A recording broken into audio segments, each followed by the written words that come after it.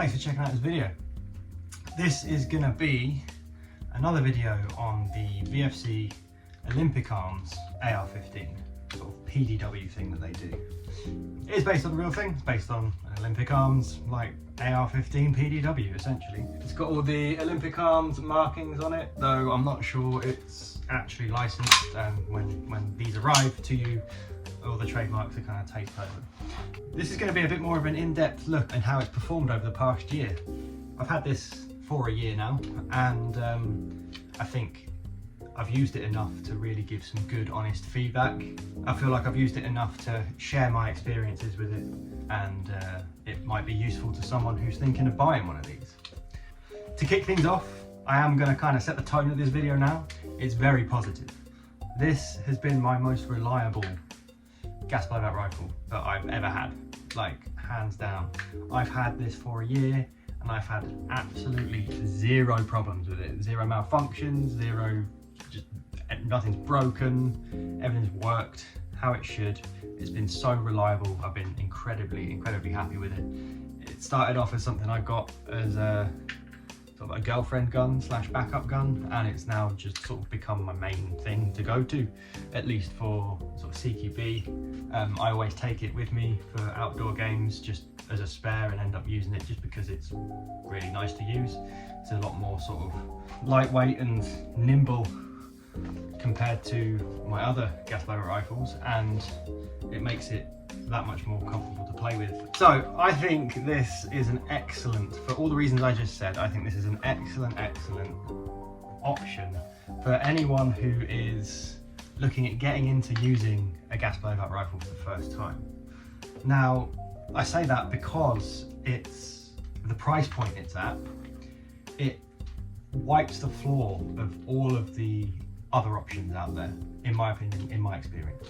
It's your Golden Eagles, your S&Ts, your WEs, you're like beginner, just getting into gas blowback rifles, want to try something, don't want to spend loads of money. That kind of category, this is bang on the money and way better than the option. So I've got quite a bit of experience using WE rifles.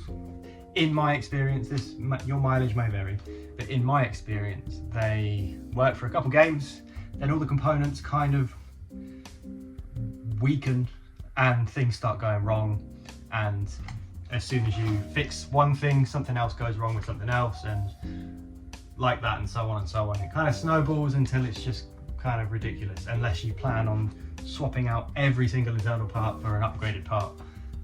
It's not really worth it. I've not tried the Gen 3 WE stuff, so I can't really comment too much on that. It's quite new. So that was my issue with WE. That and the long 30 round mags are very leaky. The 20 round mags are really good, but the 30 round mags are very leaky. The Golden Eagle S&T, they are definitely the same. They're definitely made in the same factory, and they're shit. Don't buy them. The magazines are super leaky and they've got like 100 screws in them to get them open to fix. And the system's just based on a really outdated Western Arms style system with cheap materials used on the important components and stuff, and it's just not worth getting into. Replacement parts, from what I can tell, are quite hard to find, and you're gonna have a bad experience. And that's when people go into using gas blowback rifles and they're like, oh no, don't use a gas blowback rifle, they're unreliable and they require loads of maintenance and things break all the time and they always need to be fixed. Like, that's what they're speaking to their experience of. They've used something cheap and crap, and they've had a cheap crap time with it, and it's ended up costing more to repair than it's been worth. This far supersedes those, and if you do it right, you can get it for cheaper. I'll get into that later on in the video. The only thing I'm not going to compare this to is the Double Eagle MWS system, the Noveski. I've not had any experience with it. From what I've seen online and stuff, it's been very positive, but I guess the benefit of this is you've got quite like a more realistic system. The MWS system obviously is very good and efficient and, you know, perfectly suited to an airsoft replica. But if you are after something a bit more realistic with, you know, realistic hammer and trigger and stuff like that, I wouldn't really put them in the same pen to start comparing to. Let's get into this overall as it is. Obviously it doesn't come like this. This is how I have it set up. I've kind of gone for the Garand thumb Mark 18 Mod 0 we have at home look for the time being. It's quite a short, compact gun, and I quite like that about it. I've got other sort of longer ones that you've definitely seen in other videos if you've watched my stuff before. I want to keep it as sort of short and compact as possible for now. It comes with, we'll go tip to butt as it's sort of a GT copy anyway. It comes with this flash hider that's kind of like a birdcage. It's a bit 416y, I'm not really sure what it is. Comment down below if you do. I've replaced mine with the Surefire muzzle device and suppressor, the sort of medium-sized Surefire suppressor. Then I've covered up the short rails with these Knights style rail covers. That kind of gives it this sort of, you know, M4 SD vibe that it's got going on right now. Obviously, I quite like it. I really like how it looks. I've got a Magpul vertical grip on the bottom there. It comes with like a Knights slip-up rear sight that I've taken off and replaced with the Colt Seymour rear sight setup, which is really cool. I'm not sure who makes it. Bit of a Black Ops XM4 vibe, but it's the one that's in the Garand Thumb Mark 18 Mod 0 video, so I like the look of it, that's why I bought it. So yeah, we got that on top. It's actually really nice. It's very nicely coated lens in the optic and the dot. Although it's not the brightest, it's perfectly adequate for airsoft. So this does come with a standard A2 grip, like that. I swapped it with the Magpul K2 just because I had it lying around and I really like the look of it. It is a much more comfortable angle to have it nice and sort of in and close to you. And I've also replaced the trigger guard, the one it comes with. In the pictures, it is a curved glove trigger guard, but it doesn't. It comes with, at least mine just came with just a standard flat trigger guard. It is what it is. Moving to the stock, we have a 6 position, I believe. And I've got this sort of B5 SOP mod style kind of, like, it's a bit like a crane stock. It comes with, which actually I really appreciated that it came with, a little Car 15 stock, like a little retro Car 15 stock, which did suit it quite well. I just went with a more sort of modern looking thing. To be honest, I just like the look of it with this, in this setup, really.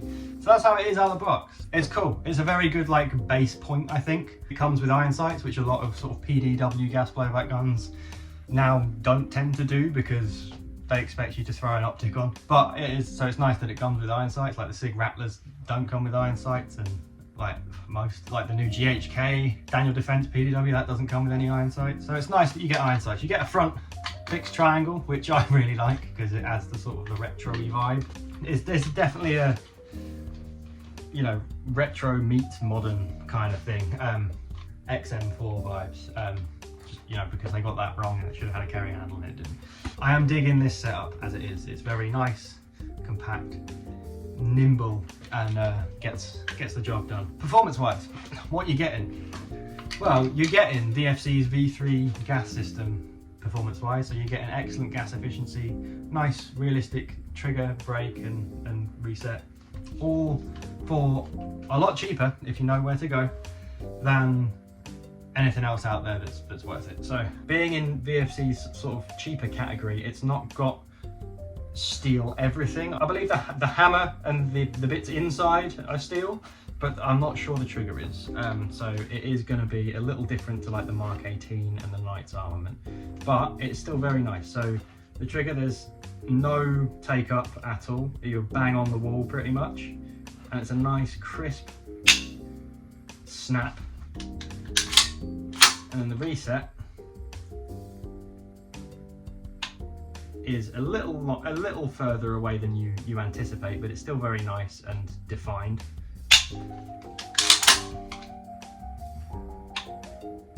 It's sort of like a thuddy reset. Yeah. Now to chrono, I'm going to load a mag with .2s. This is my .2s speed loader. The rest of my speed loaders are like the translucent black, so I know what's what. And these are, I believe these are Tokyo Marui BBs. They're ones that just come with Marui pistols. So they're going to be good quality basically. I've also filled it up with Vorsk V6, pretty standard common gas. It's 175 psi, probably a little bit more spicy than what you may want to use in this in the summer. I'm using this Ultrair power gas by ASG. The reason why I use this is because it's silicone free, so when you're actually using your gun in game, you're not going to be like spoiling your hop and your barrel with like gunky silicone oil. But I make sure to store my mags with something with silicone oil in, just to keep all the seals lubricated in gas time. Before I insert the mag into the gun, I'm going to put on some iPro. These are Ray Bonds. Mag in. 0.2 gram BBs and green gas. 346, 348, 345, 343, 346, 342, 344, 346, 345, 346. That's 10 shots. And we can see there.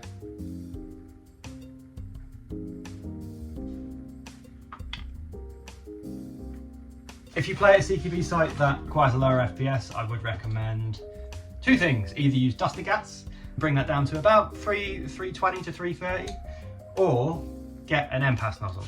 VFC make MPAS bulk carrier groups and sell them for like 30 quid plus shipping from Asia.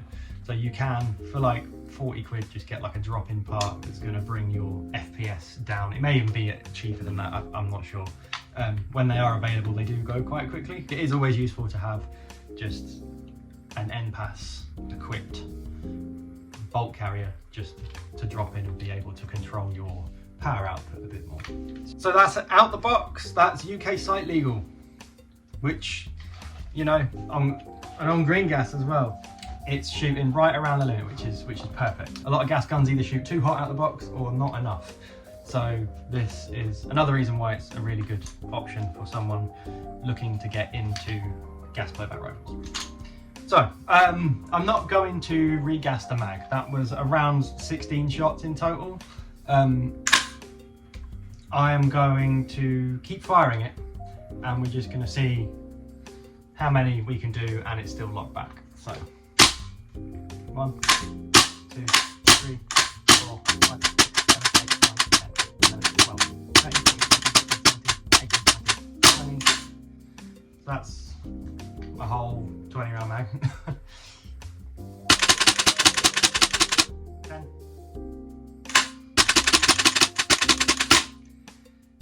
Another 10, that's 40.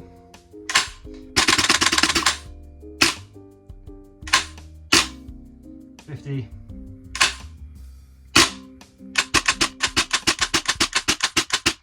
60. 70.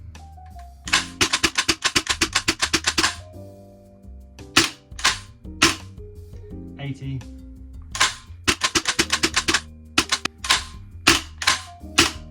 'Where were we? 90? 80 or 90? I lost count.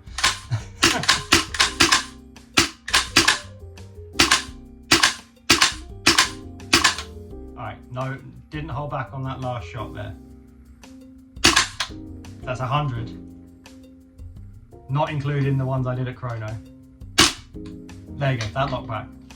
I can't remember if that was 100 or 110, I'll correct it when I edit this video. Call it 100, plus the 15, 16 from before, but just call it 100 for now.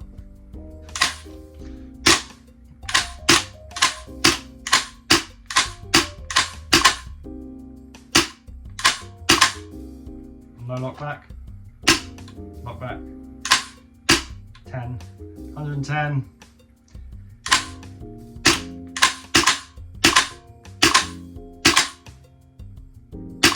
No lock back. Still going. Lock back. So, one more. 120. You get the point. Obviously, by this point in the mag, you're not going to be getting the same power and range and effective, you know, consistency and stuff out of it. But, you know, I'm at 120 shots. I've still got gas in my mag. And that's just the ones that I counted, plus the chrono ones, plus maybe the 10 that I miscounted. And that's out of the short mag. And it's just green gas, just out the short mag.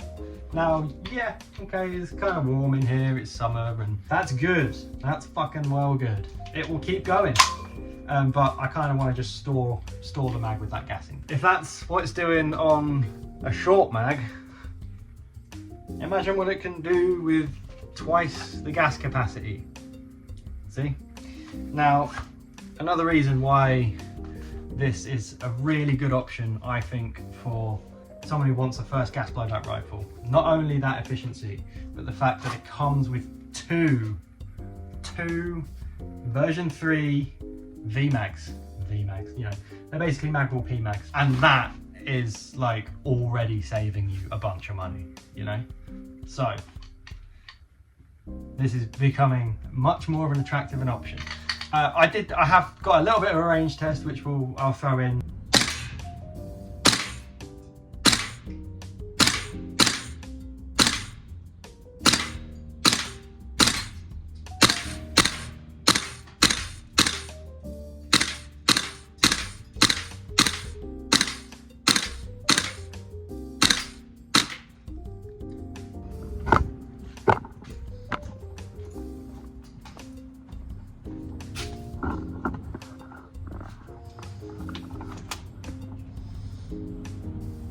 It was only between 20 and 25 feet away, so it's not that great. I just don't really have the room where I'm currently at to really do like a proper out to distance test. But you're not really going to be using this for long distance shooting, are you? I can speak from experience that this is good within 40 meters. Beyond that, you are pushing the limit of it, and that's using, you know, heavy ammo and a good amount of hop. This was about 25 feet. And the ones I can honestly say, and I've got it on video, the ones that aren't in the ring were me adjusting the hop. So that's like pretty impressive. I mean, that's, you know, palm sized at 25 feet. Obviously that group will widen the further away you go. At 50 feet it will be head size. That's still really good for a gun, you know, this size, this priced, and yeah. Now, I have got a couple of negatives about it, and I'm going to touch on those now.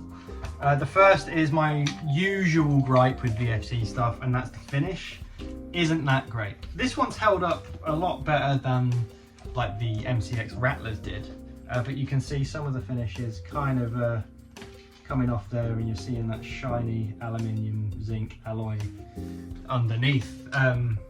You know, VFC guns don't get cerakoted, they don't get hard anodized or anything. It is just like a paint finish. So that is just kind of what you get for the price. You do have to keep an eye on that on the internal parts. You don't want that wearing off, mixing with the silicone in your gas or just your lubricant, and sort of gumming up with like a gunk. And want to make sure that if you see like paint finish wear happening on the inside of the gun, you're going to want to clean that off. I have in my past videos put that problem down to other issues that I've found in my other VFC guns, but I do believe that wasn't such the case with these. It was definitely the case with the Rattler. That would get scratched up inside to hell just because of the extremely high tolerances that design inherently had. The ARs, that's not so much a problem. The efficiency problems I've had with the ARs come down to restrictors being added to the nozzles on some of them. This, as long as you keep it like lubricated, not overly lubricated, but as long as you keep it lubricated, you won't really get finish wear on the inside. Mine hasn't, so, and I've used it quite a lot. In past videos as well, I said that it had a steel bolt carrier group. That was incorrect. It doesn't. It has the alloy, zinc aluminium alloy bolt carrier group, because it's, you know, it's the cheaper line that VFC do. It's not the Mark 18 or the Knights armament rifles. It's a cheaper one. Who the fuck are Olympic Arms, right? It's not like it's not like a licensed product from Olympic Arms as far as I'm aware. It came to me with all of the trademarks covered up with tape. So my other gripe is the hop-up adjuster. So I'll see if I can get like a close-up of it. It's a rotary type that you can access through a hole in the bottom of the rail, the actual wheel that you turn to adjust the hop. Mine was marked wrong, minus adds and the plus takes away. I don't get why. The wheel itself is made of quite a soft plastic, so a screwdriver, if you go all the way to one end, will start to like piss it up and mash it up quite easily. So you do have to be very careful of that when you are at the end. Judging where you're at is a little bit difficult, but once you've set it, it's like set, and you probably won't need to touch it again anyway, unless you start changing the weight of your ammo. All right, so let's now have a little talk about where you can get this from, okay? Because, like I said, if you get it from the right place, it is the best option for like an entry-level gas blowout rifle. It's a good price, very reliable. Out the box, it's very usable. It comes with 2 mags out of the box, so you only need to get another 2 or 3 to have a fully capable platform to start running in games straight away. But if you're buying it from the UK, you will get ripped off. The only place I've found it on sale in the UK is High Pressure Airsoft. I've used them a lot for stuff, like they're a good company. And I think this is a bit of an anomaly for them. From what I've seen, their pricing just kind of like makes sense across the board. And I guess blowback stuff is just more expensive in the UK for some reason, probably because it's not as popular.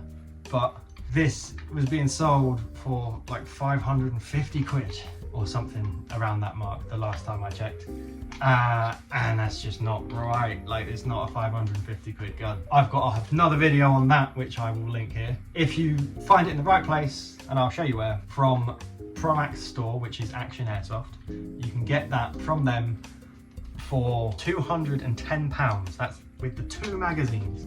Okay, yes, you need to add shipping and import tax to that, but that's not as scary as some people think. I find a lot of people I've spoken to aren't really familiar with just the notion that you can import this stuff from Asia yourself. That's where the retailers get it from, and then they mark it up, so you can get it without the markup, basically. Pretty simple. You buy it like you would from anywhere else, and then you wait.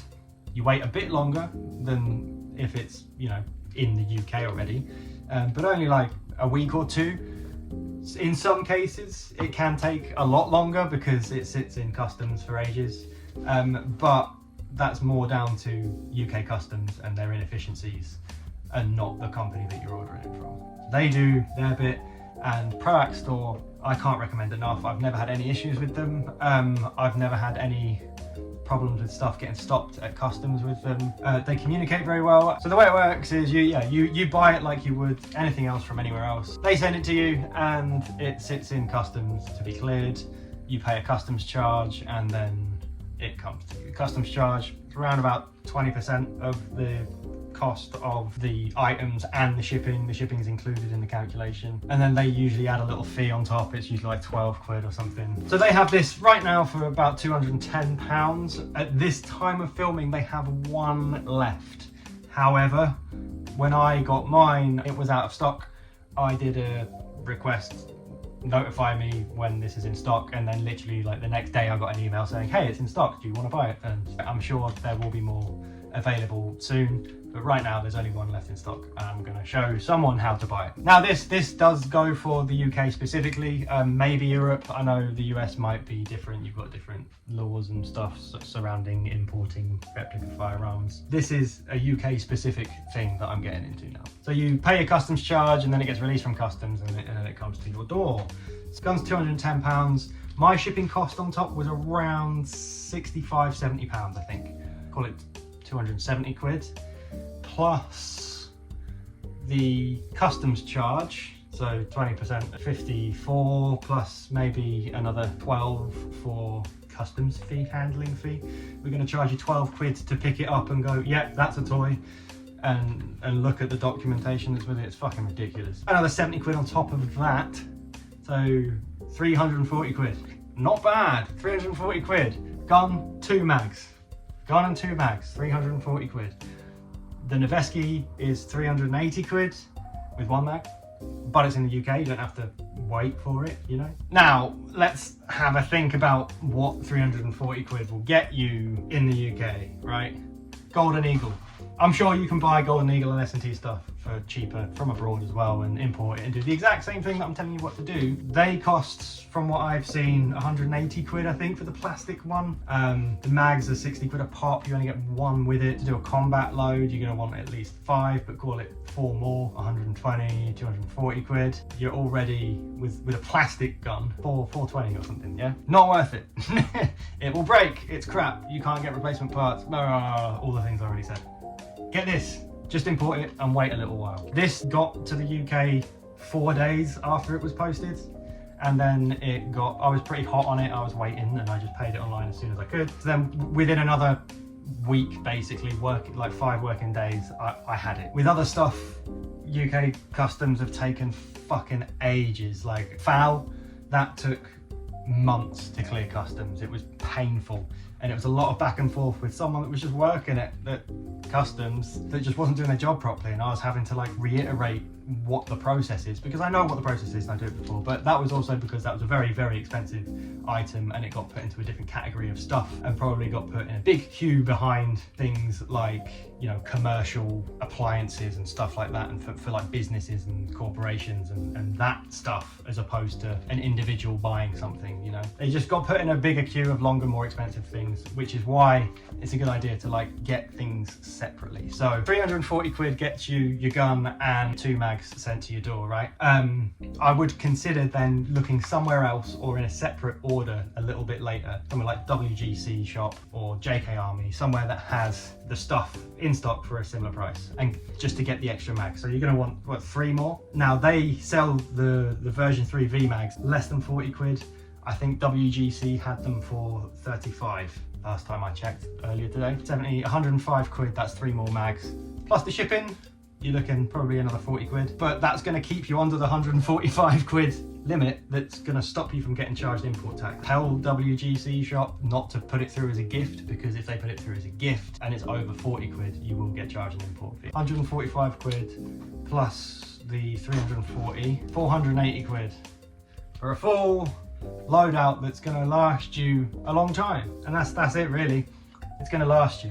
Now it's also 100 quid cheaper than buying the gun as it comes in the UK. I don't even think in the UK they do it with the 2 mags, to be honest. I'm not sure. It's a no-brainer really, and it's not that painful. It's not a painful task. It's a little bit nerve-wracking, I suppose, the first time you try and import a fucking realistic gun toy yourself. It's an option for a reason. All of the retailers that do it are really good. Now the procedure with ProAct Store is slightly different to what you might be used to. It is a good thing for a good reason. They just want to make sure that everything's right before they send this stuff halfway across the world, right? So you do have to appreciate the extra time they take before you send them any money. After you add it to your cart and you click checkout, it doesn't charge you anything. It doesn't take you to a payment thing. You click PayPal because that's the only option you have for international orders. It doesn't charge you any money yet. The reason that is because they don't put the shipping cost and everything in. They've got a couple of shipping options, and they want to make sure that after you've placed your order, they go, before you send any money, they're going to go and check they've definitely got it in stock and they've got a way of getting it to you that you're happy with. I always use the cheap one, and it usually comes within a week, as I said, plus the import hold time. After that, you'll get a message in your you know, profile on their website. That message will give you like some shipping options, and you'll get this message about a day later. It will confirm that they've got it in stock and ready to send to you, and they'll then send you like a, if anything's lost in shipping, like it's not our responsibility thing, but you pay through PayPal anyway, so you are covered, so there's not anything to worry about really. And then they send you a PayPal request, money request. They charge you in new Taiwan dollars, I believe. Don't let PayPal convert it. They take a chunk of that money. Let your bank convert it. In my experience, it's always cheaper to do it that way. You send them the money, and then you get a confirmation as soon as they've, you know, sent it out the door. They give you the tracking, and that's where you go. And you know, you can apply this to obviously anything on there. I do recommend using them because they're in Taiwan and not Hong Kong. They tend to get the gas blowback stuff, the new stuff, in quite quickly. Octagon get it in quite quickly as well, but they are a little bit more expensive. Action Airsoft, ProAct Store, whichever you want to call it, it's the same thing. They get stuff in quicker than Hong Kong because VFC and GHK, and they're all Taiwanese companies. So it doesn't have to go anywhere, it doesn't cost anything to get to Hong Kong or wherever it's got to go before you buy it, so it is a bit cheaper. When you do get the stuff though, you'll find a little sticker on it that says, please film yourself opening this to protect if anything's missing. So it's always a good idea to actually video you opening your new stuff and making sure it's all in there. Obviously if anything's not, I'm sure they will respond to it, you know, appropriately. I've never had any problems. It's all been good. I've ordered a lot of stuff from there. I've ordered 2 MP5s from there. This, my XM177, a 416, like, as well as smaller orders for like magazines and spare parts and bits and bobs and that. So I've used them quite a lot. They're not sponsoring this video or anything. They're not paying me to big them up. I've just like them as a company. I like how they work, and as I said, the communication is just like there. They're like on it. Really satisfied with everything I've got from them so far. So that's how you buy stuff from overseas.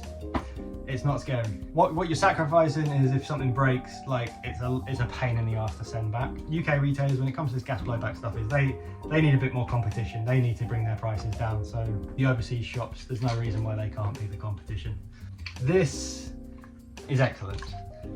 It's really great. I've had such a good time using it at games, both indoors and outdoors, and I highly recommend this to not only anyone new to gas blowback rifles, because it is a really good option for anyone really. It performs really well out the box.